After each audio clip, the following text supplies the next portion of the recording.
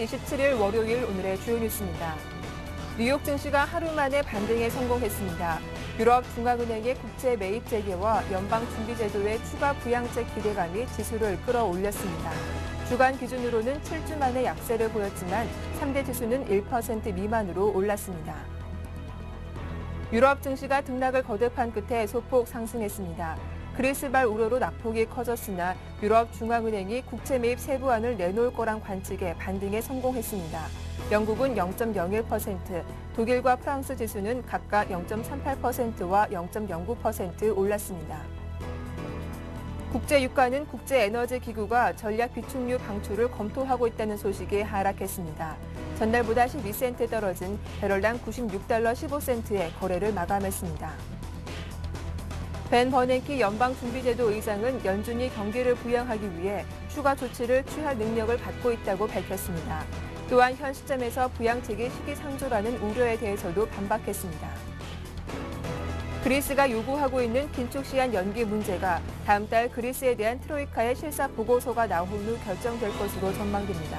트로이카 보고서 내용에 따라 그리스의 긴축 이행 시기를 늦춰줄 수 있음을 시사한 것입니다.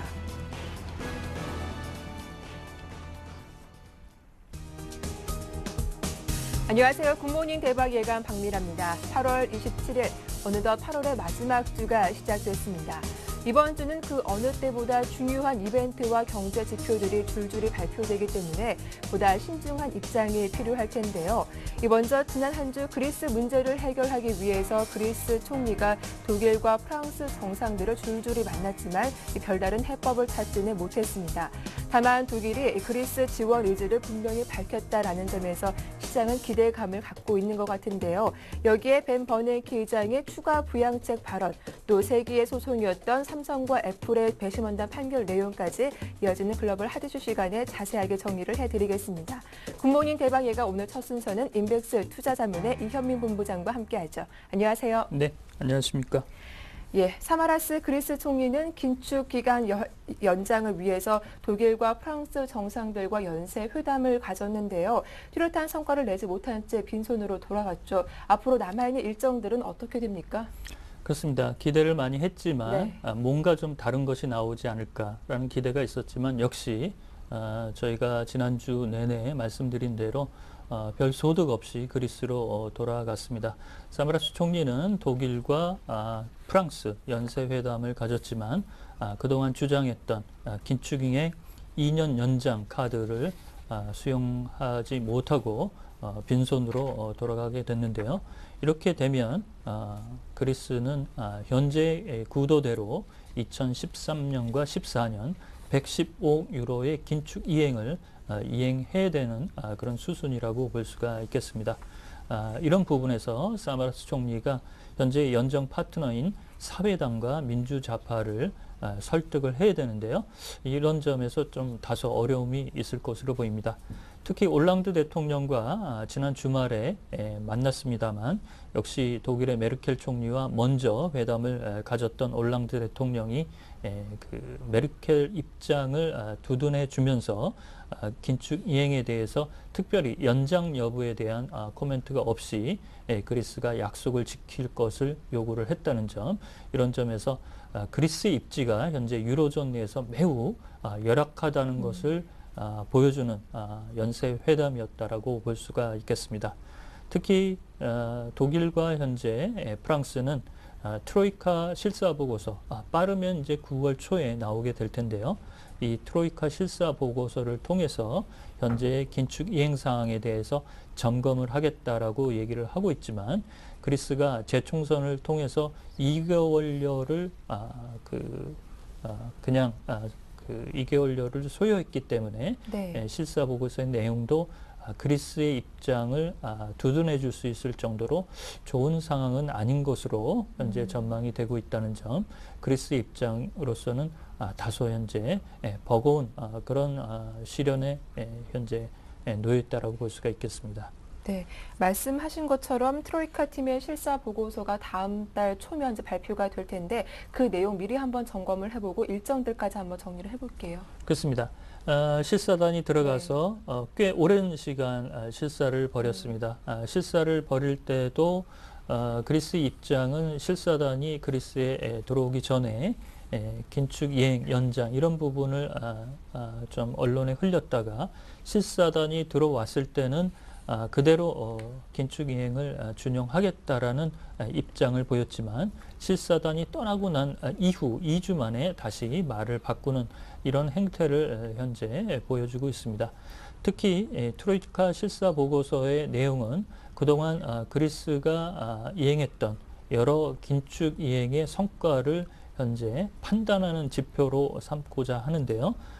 실사에 들어갔을 때 나온 언론의 분위기를 보면 현재 공기업의 민영화 이런 부분은 다소 더딘 상태가 그대로 나타날 것으로 보이고요. 또한 현재 세원 감소로 인해서 기존의 115억 유로의 긴축 이외에도 추가로 20억 유로 이상의 추가 긴축을 단행해야 된다는 부담을 안고 있어서 현재 트로이카 실사 보고서의 내용도 앞서 말씀드린 대로 그리스의 입장의 평가를 두둔해 줄 정도로 좋은 점수가 나오지 않을 것으로 보입니다. 이렇게 된다면 실사 보고서의 내용이 함량 미달로 나올 경우 그리스에 대한 독일과 프랑스의 입장이 종전의 입장에서 바뀌지 않을 수 있다는 점, 이런 점은 그리스의 입장에서는 상당한 부담이라고 볼 수가 있겠습니다. 네. 다음은 바로 삼성과 애플의 특허 소송 결과 애플이 압도적으로 승리했다라는 소식인데요. 일단 우리 입장에서 보면은 악재로 작용할 수밖에 없을 텐데 삼성전자 입장은 현재 어떻습니까? 삼성전자 입장은 강력하게 다시 네. 항소하겠다라는 입장을 가지고 있지만 역시 이제 미국 쪽에서 현재 배심원 판결이 이루어지고 있고 그 다음에 현재 배심원들이 거주하고 있는 지역이 실리콘밸리에 거주하고 있어서 애플의 우호적인 이런 배심원단의 그 운영이 지속될 경우에는 현재 항소를 준비 중인 삼성전자의 입장도 곤혹스럽기는 마찬가지라고 볼 수가 있겠습니다. 지난 주말 현재 특허권 소송에서는 사상 최대 규모의 벌금이 부과가 됐는데요. 배심원단의 1심 판결에서 압도적으로 애플의 손을 들어줬습니다. 애플이 특허권 침해 요구 의사를 보였던 7개 부문 중에 6개 부분이 배심원단이 침해를 당했다라고 인정을 해줬고요. 삼성전자 측이 주장했던 애플이 삼성전자의 특허 침해와 관련된 내용에 대해서는 한 건도 받아들여지지 않아서 예상대로 애플의 승리로 끝나긴 했지만 현재 언론이 전하는 바는 의외의 애플의 강력한 승리였다. 이런 부분도 현재 있는 것으로 보입니다. 이에 앞서 국내 쪽에서도 법원의 판결은 삼성전자 쪽에 다소 유리한 입장으로 들어갔었는데요. 이렇게 미국의 1심 판결이 애플의 손을 들어줌에 따라서 이번 주에 있을 일본에서의 이 특허권 현재 논란, 이런 소송에서도 다소 애플이 유리한 입장으로 들어가지 않겠느냐라는 우려도 낳고 있는 상황입니다. 현재 애플과 삼성전자는 일본과 네덜란드, 그 다음에 한국, 미국 등 9개 국가에서 현재 특허권 싸움을 가지고 있는데요. 배심원 대표였던 벨벤 호거는 이번 판결이 적정하다라고 현재 주장하고 있고, 특히 구글과 삼성전자의 이메일 내용에서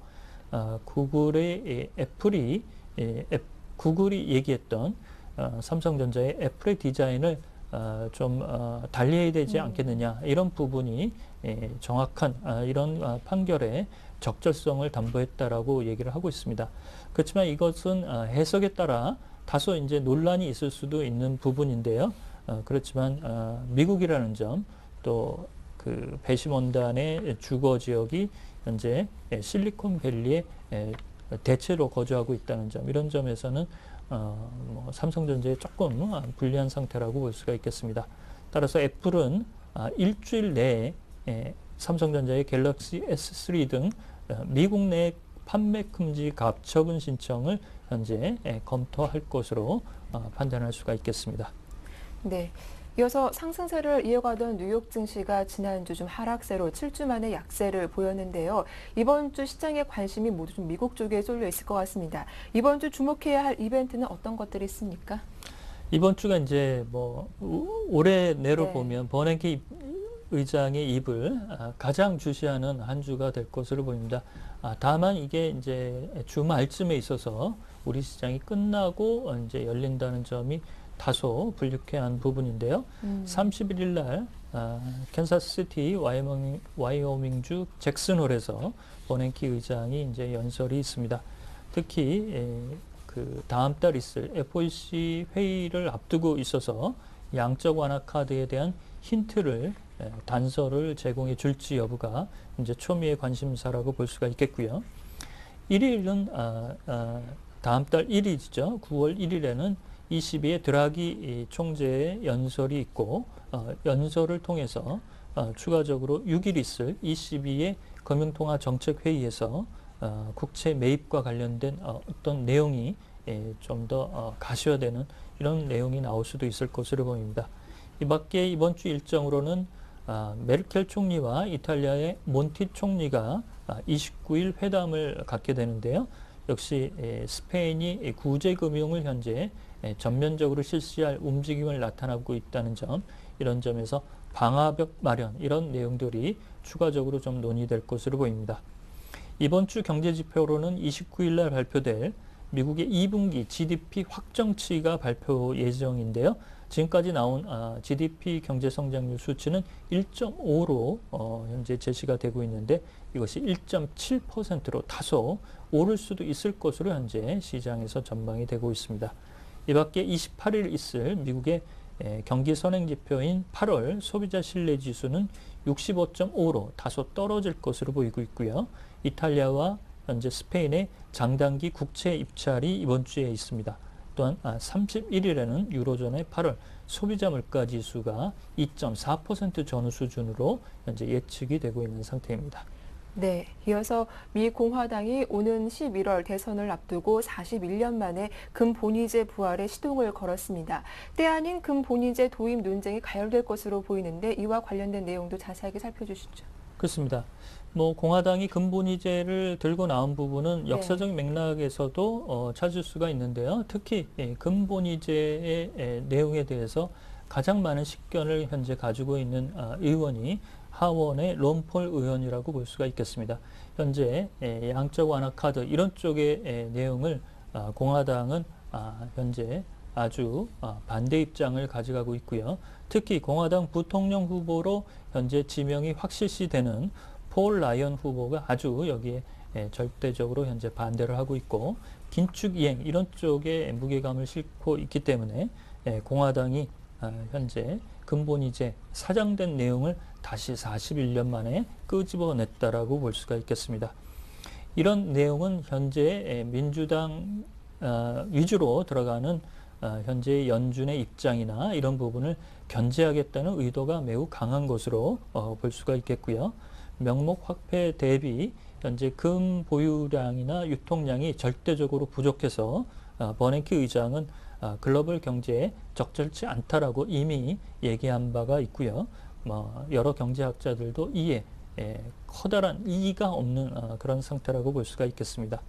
공화당은 1981년도에 전 레이건 대통령이 금본위제 도입과 관련된 부분에 대해서 검토가 있었지만 실효성이 없어서 폐지한 바가 있습니다만 이런 그 내용을 다시 들고 나왔다는 부분이 논란의 현재 단초가 되고 있는 상태입니다. 네, 말씀 잘 들었습니다. 글로벌 핫이슈 지금까지 인백스 투자자문의 이현민 본부장과 함께했습니다. 오늘 도움 말씀 고맙습니다.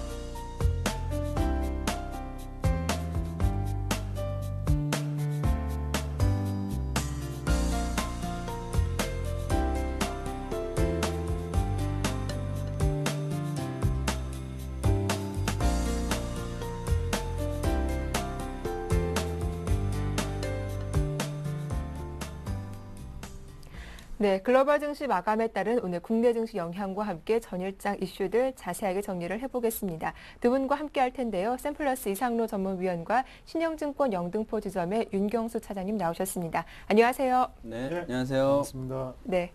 먼저 글로벌 증시 마감 상황부터 살펴보도록 할 텐데요. 간밤 지난 주말 뉴욕 증시는 7주 만에 약세를 보였지만 전반적으로 본다면 경기 부양 기대감에 소폭 올랐었죠. 어떻게 마감됐습니까? 네, 말씀하신 대로 뉴욕 증시 좀 상승으로 마감을 했습니다. 네. 기분 좋게 상승 마감했다 이렇게 볼 수가 있겠는데요. 하지만 전체적으로 보면 주간 단위로 보면 7일 거래일 만에 좀 하락을 했다 이렇게 보여질 수는 있는데 그래도 개별적인 내용을 보면 100포인트 이상 상승을 해서 다우지수가 전일 대비 100.51포인트 이상 상승을 했죠. 13,157.97로 장을 마감을 했습니다. 나스닥 지수 역시도 16.39포인트 오른 3,069.79로 마감을 했고요. S&P 500 지수 역시도 전일보다 9.05포인트 상승해서 1,411.13 이렇게 장을 마감을 했습니다. 아무래도 31일에 있을 벤 버냉키 의장의 입에 주목이 돼 있다 이렇게 먼저 말씀을 드릴 수가 있는데요. 가장 중요한 이유 중에 하나가 잭슨 홀의 연설인데요. 가장 중요한 이유 중에 하나가 2010년도에 2차 양적 완화 정책을 했던 내용을 나왔던 곳이 바로 잭슨 홀이었기 때문에 이번에도 이런 잭슨 홀에서의 연설이 어느 정도는 좀 3차 양적 완화 정책에 대한 기대감이 나오지 않을까 이런 얘기가 좀 언급되지 않을까 이런 기대감 때문에 상승폭을 늘려갔다 이렇게 볼 수가 있겠는데요. 지금 당장은 뭐 3차 양적 완화 정책을 당장은 시행하지는 않을 것 같다는 또 내용들이 나오고 있습니다. 왜냐하면 미국의 경제 지표가 조금씩 주택 지표나 여러 가지 고용 지표나 이런 부분들이 살아나고 있기 때문에 이런 부분들을 감안한다면 당장은 시행하지는 않겠지만 그래도 12월 안에는 시행하지 않지 않겠느냐 이런 얘기들이 나오면서 주가를 조금 상승을 이끌었고요. 그래서 7거래일 만에 하락 마감을 했던 이유 중에 하나가 그런 내용들을 좀 보고 가자 이런 의미가 있었기 때문에 하락했던 부분은 좀 우리가 두려워하지는 않아도 된다. 왜냐하면 이런 기대감에 어떤 정책이 나오면 또 새롭게 추가 상승 여력을 보여준다. 하지만 당장은 조금은 아직은 좀 박스권에 있지 않을까 이렇게 예상이 되고 있습니다. 네, 이런 중요 이벤트를 앞두고 일단 지난주에는 긍정적인 기대감이 반영된 것 같은데요. 이런 분위기, 과연 오늘 국내 증시가 그대로 이어갈지가 핵심 관전 포인트가 아닐까 싶네요. 네, 맞습니다. 미국 같은 경우에는요, 벤 버냉키 의장의 어느 정도 추가 부양책 기대감이 어느 정도 올랐죠. 그만큼 시장 분위기는 그렇게 쉽게 꺾이지 않는다는 걸 반증하는 결과일 수도 있고요. 거기에 대해서 이제 우리나라 증시가 어떻게 되느냐 한번 예상을 해본다면 일단은 뭐 코스피 같은 경우에는 삼성전자 여파가 좀 있을 수 있다. 먼저 그렇게 정리를 좀 해드리겠습니다. 그래서 지수 포인트상에 또 왜곡이 조금 일어날 수 있는 거고요.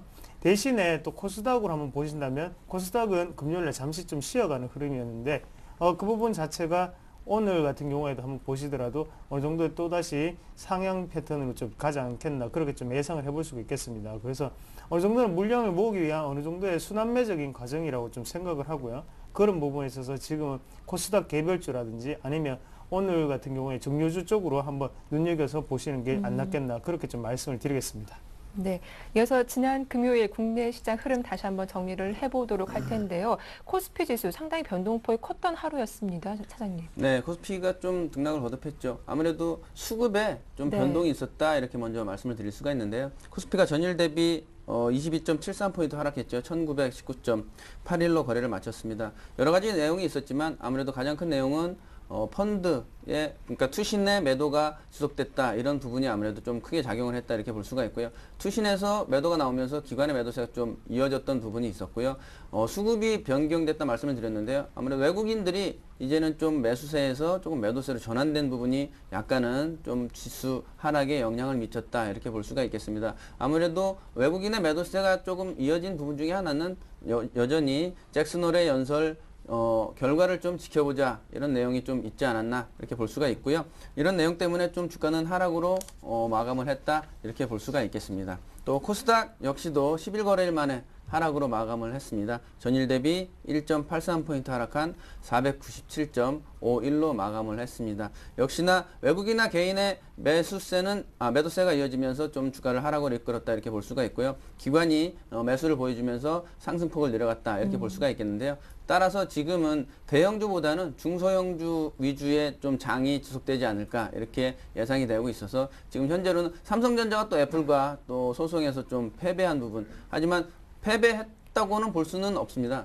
한 달 후에 결과가 발표되고 또 항소를 하게 되면 또 1년, 2년 이렇게 기간이 또 지나기 때문에 오히려 한 번 더 삼성전자는 좀 하락세를 보이면 추가 매수하는 또 이런 새로운 발상의 전환을 해도 되지 않을까 이렇게 보여지고 있는데요. 아무튼 지금은 대형주보다는 중소형주 위주로 장을 이끌어가고 있기 때문에 이런 쪽으로 좀 관심을 두시는 것도 하나의 전략이다 이렇게 말씀드릴 수가 있겠네요. 네, 지난 금요일 코스피는 외국인이 14거래일 만에 매도세로 돌아서면서 수급의 변화가 있었다라고 말씀해 주셨고 또 대형주보다는 중소형주 위주로 장이 흘러가고 있다라고 말씀을 해주셨습니다. 자, 그렇다면 이어서 업종별 흐름도 코스피 쪽에서 정리를 해볼게요. 네, 업종별 흐름 좀 살펴드리도록 하겠습니다. 강세 업종, 약세 업종 좀 네. 살펴드리도록 하겠습니다. 코스피 경기 방어주 성격의 섬유의료, 그다음에 음식료, 그리고 의료정밀 이런 부분들은 좀 상승세로 마감을 했고요. 약세 업종으로는 대부분 업종이 좀 약세를 기록했다 이렇게 볼 수가 있겠습니다. 은행이나 증권, 조선, 건설, 그리고 전기전자, 그리고 운수차거나 자동차 업종 이런 낙폭이 컸었는데요. 은행이 내년에 자본 규제 강화 이런 가능성이 높아지면서 좀 하락폭을 좀 더 키웠다 이렇게 좀 말씀을 드릴 수가 있겠네요. 네, 알겠습니다. 이어서 코스피 쪽에서 어떤 종목이 가장 눈에 띄었는지 이상로 전문위원님 살펴봐 주시죠. 네, 일단 뭐 삼성전자를 말씀을 드려야 될 것 같습니다. 그만큼 어느 정도 우리나라에서 차지하는 비중이 크죠. 그리고 지금 전 세계적으로 어느 정도는 스마트폰에 대한 향방에 이슈가 됐던 삼성전자였다. 그렇게 말씀을 드릴 수가 있겠고요.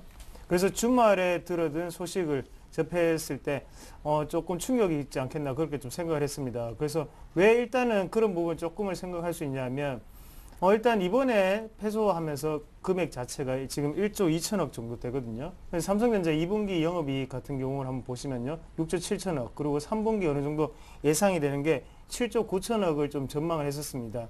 그만큼 영업이익의 어느 정도는 6분의 1, 7분의 1의 버금가는 20% 정도가 되겠죠. 그런 부분 자체가 어느 정도 패소 금액으로 나왔는데요. 일단은 지금 같은 경우에 뭐 눌림목 공략하시자 그렇게 먼저 말씀을 드릴게요. 그만큼 어느 정도는 지금 아까 전에 옆에 윤경수 차장님이 말씀하신 것처럼요. 뭐 항소도 있고요. 계속적으로 시간이 길어지는 시간적 가치라는 부분이 있기 때문에요.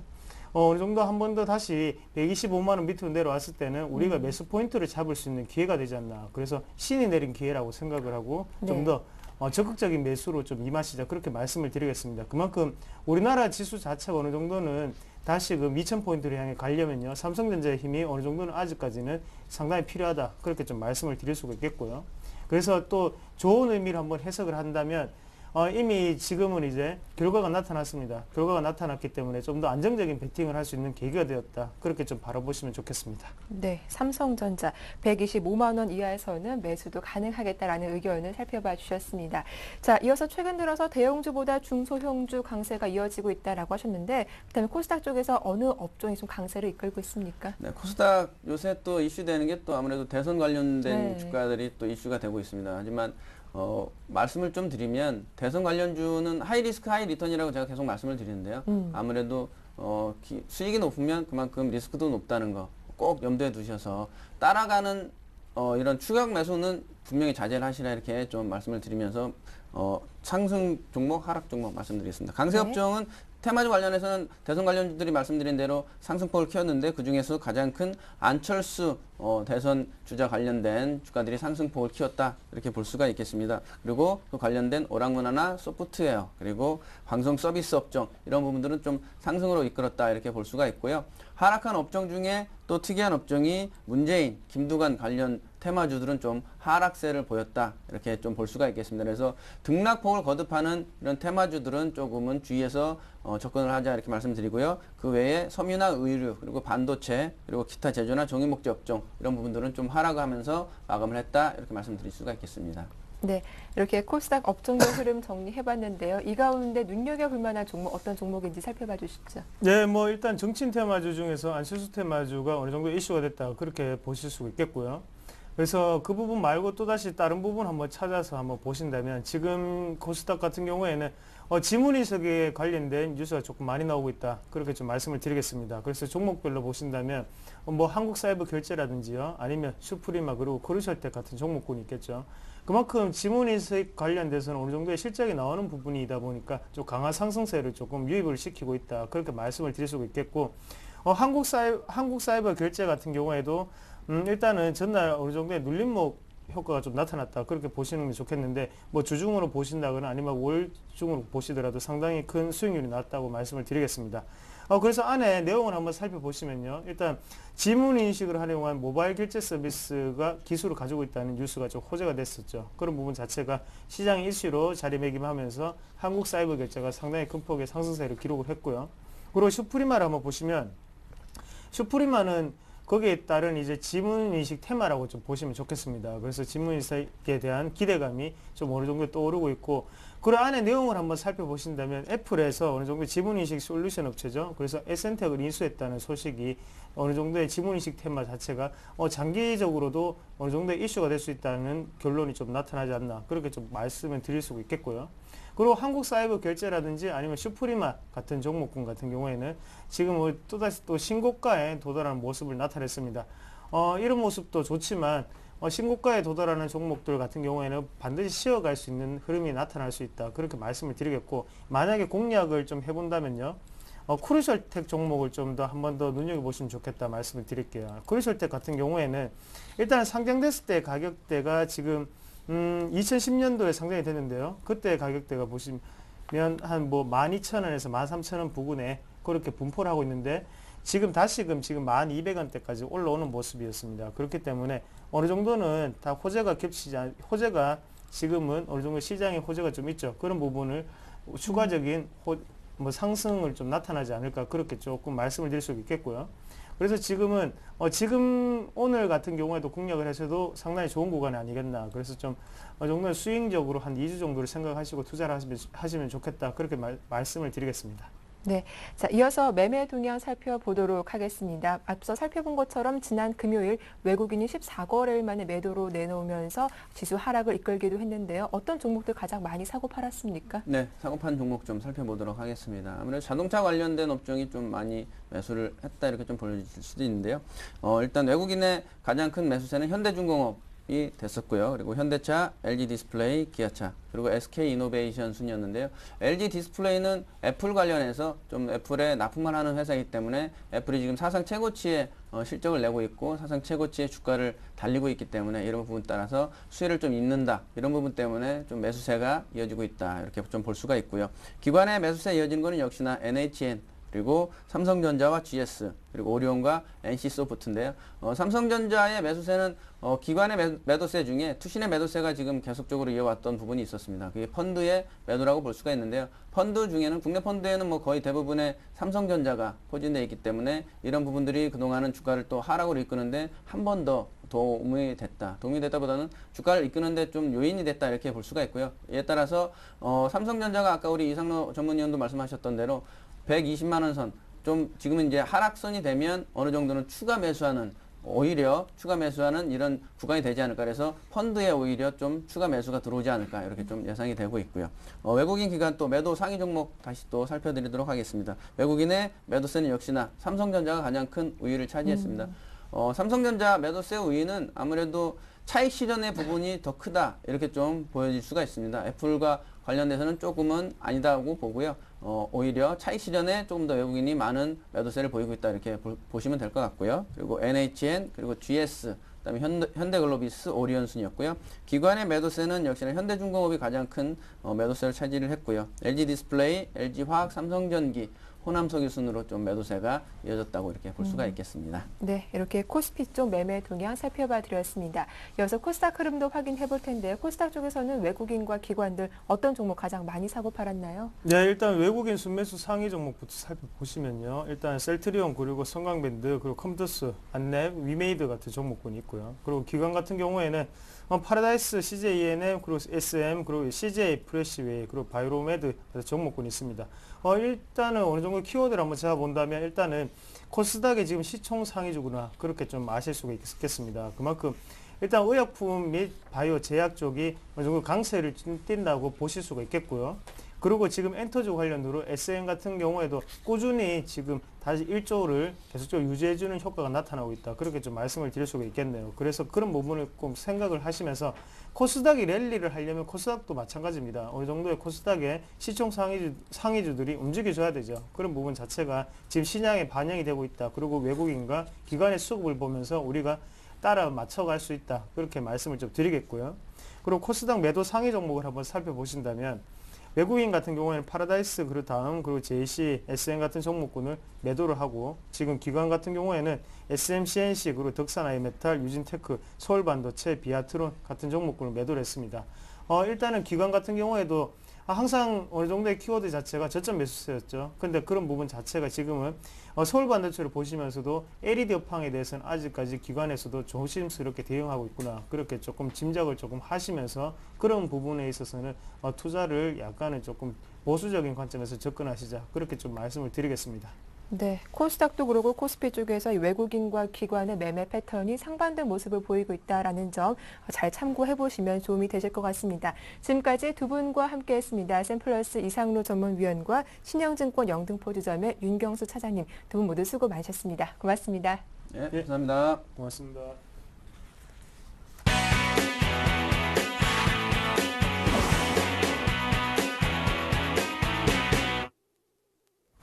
네, 전일장 이슈를 보였던 종목을 찾아보고 자세한 매매 전략도 들어보도록 하겠습니다. 샘플러스 김현근 전문위원과 전화 연결해보죠. 안녕하세요. 네, 안녕하세요.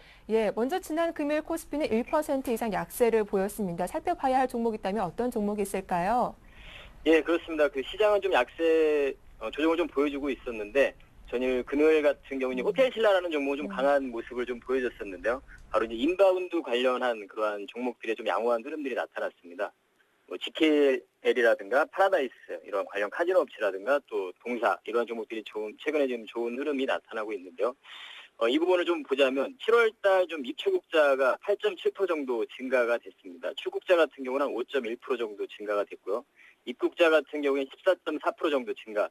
즉 입국자들이 좀 많이 늘어나고 있는 그러한 모습인데 방한 일본인 같은 경우는 8.8% 정도 증가가 돼서 29만 9천 명 정도가 됐다고 하고요. 방한 중국인 같은 경우는 32% 정도 증가가 됐다고 합니다.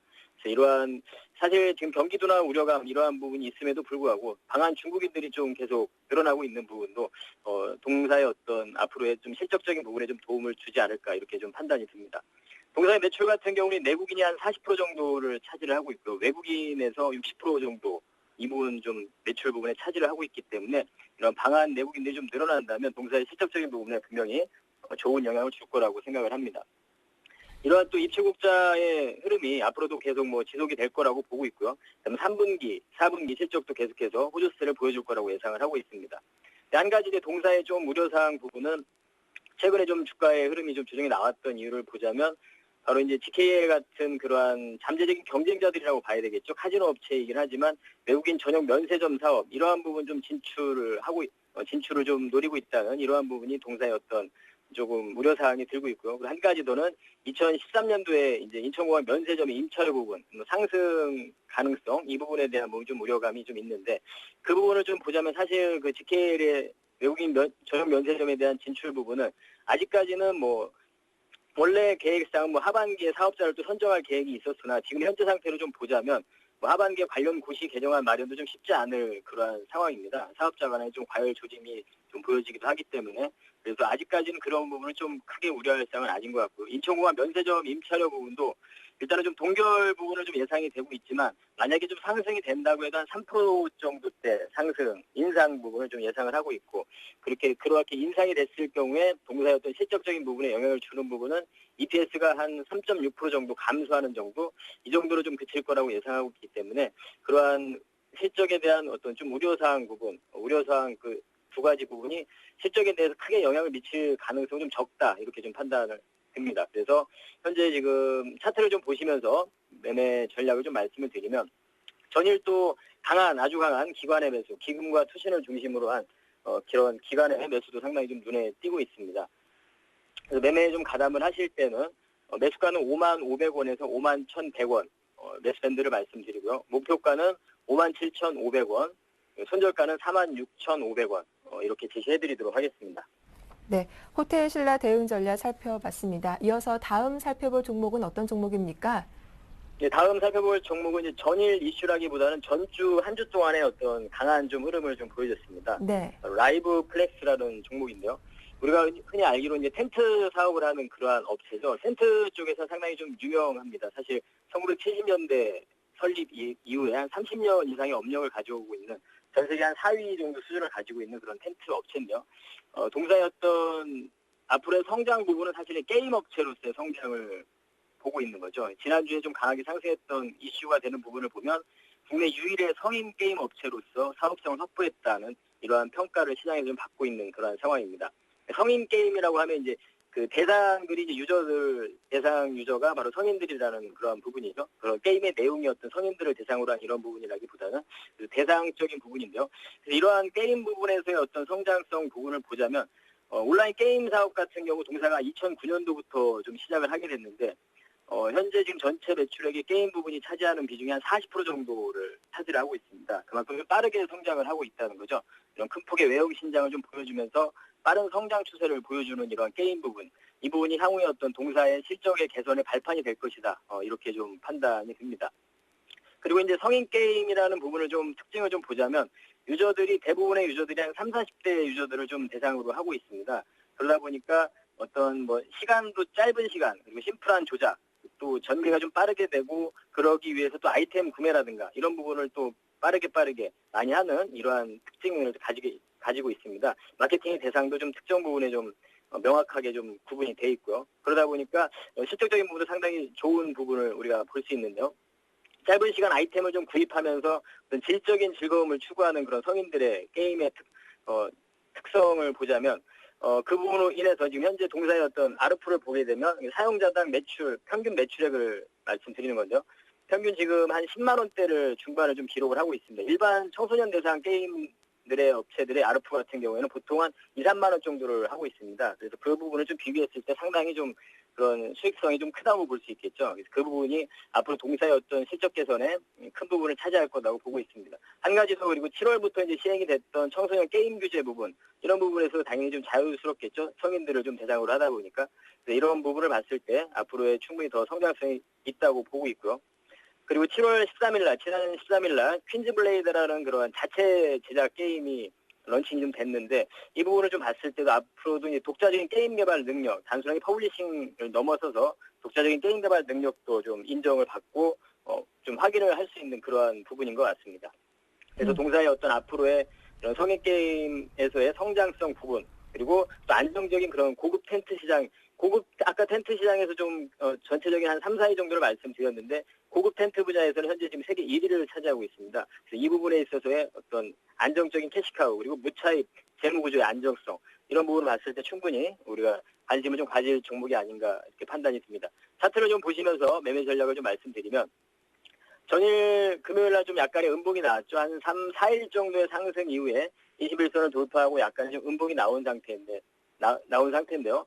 충분히 좀 매수에 가담할 수 있는 그러한 자리인가 아닌가 이렇게 판단이 듭니다. 매수를 좀 하실 때는 매수가는 4,300원에서 4,335원, 목표가는 1차적으로 5,000원, 손절가는 4,000원 제시해드리도록 하겠습니다.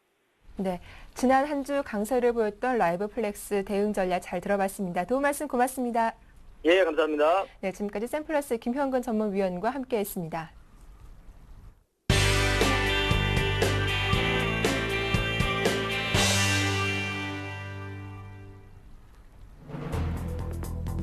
삼성과 애플 간의 특허 소송과 관련해 미국 법원 배심원단이 애플의 완승이라 할 만한 판결을 내렸습니다. 이처럼 상반된 판결의 배경이 보호무역주의 움직임 때문 아니냐는 분석도 나오고 있습니다. 식품업계가 중국 공략을 강화하고 있습니다. 남양유업은 중국인의 입맛에 맞는 커피 제품을 개발하기 위해 시장 조사를 병행하고 있고 CJ는 중국 시장에서 내년까지 2조 원의 매출을 올린다는 계획입니다. 국내 가구의 교육비 지출 구조를 분석한 결과 자녀 교육비를 지출한 총 632만여 가구 중 교육 빈곤층은 82만 4천 가구로 13%에 달했습니다. 총 가구 원수로는 305만 명에 이르는 것으로 조사됐습니다. 삼성전자가 유럽 4세대 롱톰 에볼루션 통신 장비 시장에 진출했습니다.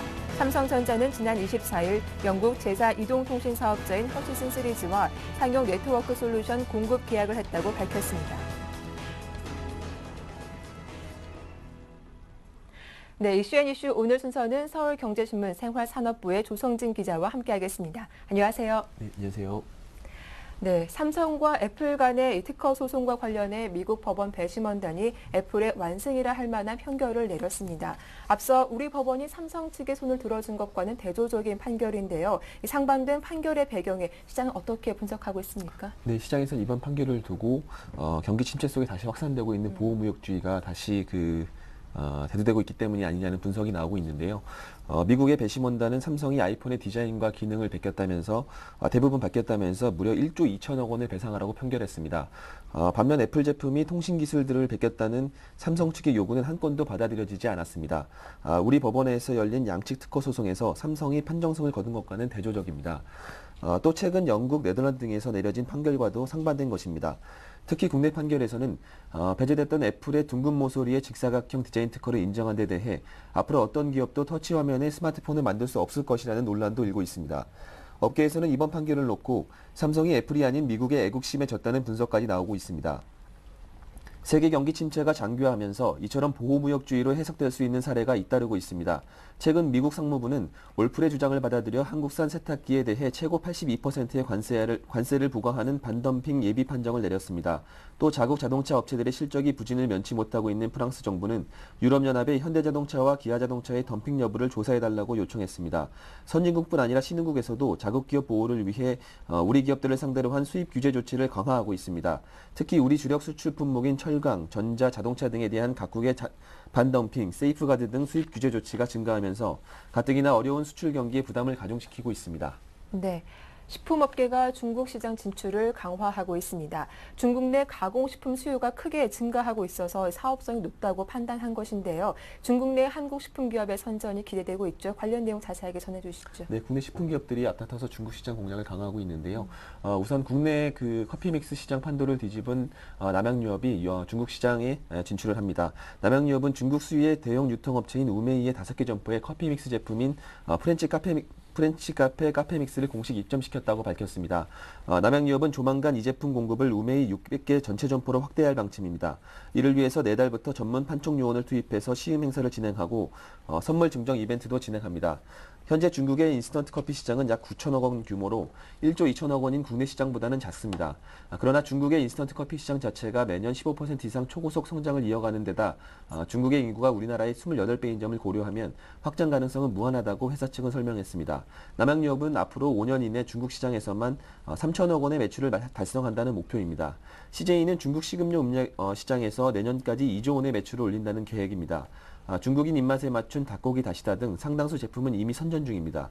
CJ푸드빌이 운영하는 빕스가 최근 베이징 1호점을 개점하는 등 외식 시장 진출도 서두르고 있습니다. 오리온 역시 중국 시장에 안정적으로 자리 잡은 대표적인 사례입니다. 오리온의 중국 법인인 하오리 요우의 올해 중국 매출은 9,500억 원을 넘어서며 한국 본사 매출을 넘어설 전망입니다. 천호식품도 지난 3월 중국 상하이에 현지 법인을 설립했습니다. 네, 다음 소식입니다. 빚내서 교육비를 충당하는 이른바 에듀푸어가 300만 명에 이르는 것으로 조사됐습니다. 대졸 40대 직장인이 32%로 다수를 차지했다고 하죠. 네, 그 대졸 이상 학력의 40대 중산층 가구가 교육 빈곤층의 30%를 차지하며 에디피오 늪에서 허덕이는 것으로 나타났습니다. 현대경제연구원이 발표한 국내 가구의 교육비 지출 구조 분석에 따르면 자녀 교육비를 지출한 총 632만여 가구 중 교육 빈곤층은 82만 4천 가구로 13%에 달했습니다. 총 가구원 수로는 305만 명에 이릅니다. 교육 빈곤층이란 도시에 거주하는 2인 이상 가구 중 부채가 있고 적자 상태임에도 평균보다 많은 교육비를 지출해 빈곤하게 사는 가구를 말합니다. 교육 빈곤층 중에 특히 대졸 이상 학력의 40대 중산층 가구가 31.7%를 차지하며 총 26만 1천 가구가 교육비 부담에 허리가 휘고 있는 것으로 드러났습니다. 연구원은 교육비가 지난 20년간 소득보다 빠르게 증가한 데다 학력을 중시하는 사회 구조에서 살아남기 위해 중산층 부모들이 교육에 올인했기 때문이라고 분석했습니다. 실제 도시 2인 이상 가구의 월 평균 소득은 1990년 94만 원에서 작년 389만 4천 원으로 4.1배 증가한 반면 교육비는 같은 기간 5만 원에서 30만 4천 원으로 6배 증가했습니다. 소득과 지출에서 차지하는 교육비 비중도 1990년 각각 5.3%, 8.3%에서 작년 8.4%, 12.6%로 크게 늘어났습니다. 게다가 주택 마련으로 누적된 부채 상환 부담에도 불구하고 과도하게 교육비를 지출하는 중산층의 편향된 소비 행태가 악영향을 미쳤습니다. 보고서에 따르면 교육 빈곤층의 자녀 교육비는 86만 8천 원으로 교육비를 지출하는 가구 평균 수준 51만 2천 원을 훨씬 웃돌았습니다. 네. 끝으로 삼성전자가 유럽 4G LTE 시장 공략에 나섰습니다. 삼성전자가 유럽 LTE 시장에 진출하는 것은 처음인데요. 관련 내용 자세하게 전해주시죠. 네, 삼성전자가 유럽 4G LTE 시장에 진출을 하는데요. 삼성전자는 영국의 이동통신 사업자인 허드슨 3G와 LTE 네트워크 장비와 기술을 공급하는 계약을 체결했다고 밝혔습니다. 이번 계약으로 삼성전자는 유럽 LTE 네트워크 시장에 처음으로 진출하게 됐습니다. LTE 장비 공급 지역도 한국, 일본, 미국, 사우디아라비아, 영국 등 5개 국가로 늘어났습니다. 삼성전자와 허치슨 3G는 지난 24일 LTE 기지국을 포함해 상용 네트워크 솔루션 수급에 관한 계약을 체결하고 연내에 영국 메이든헤드에서 LTE 테스트를 거친 뒤 내년 상용 서비스를 시작하고 2017년까지 영국 전국망을 구축하기로 했습니다. 삼성전자는 영국 진출을 계기로 유럽 LTE 네트워크 시장을 본격적으로 공략할 방침입니다. 김영기 네트워크 사업부장은 이번 계약은 삼성의 차별화된 솔루션으로 유럽 이동통신의 본고장에서 전략적 파트너를 만났다는 데 의미가 있다면서 네트워크 사업을 유럽으로 확대하는 중요한 이정표가 될 것이라고 말했습니다. 네, 말씀 잘 들었습니다. 이슈앤이슈 지금까지 서울경제신문 생활산업부의 조성진 기자와 함께했습니다. 오늘 수고 많으셨습니다. 네, 감사합니다. 네, 굿모닝 대박 예감 1부 순서는 여기서 마치겠습니다. 저희는 잠시 후 2부로 다시 인사드릴게요. 함께해 주셔서 고맙습니다.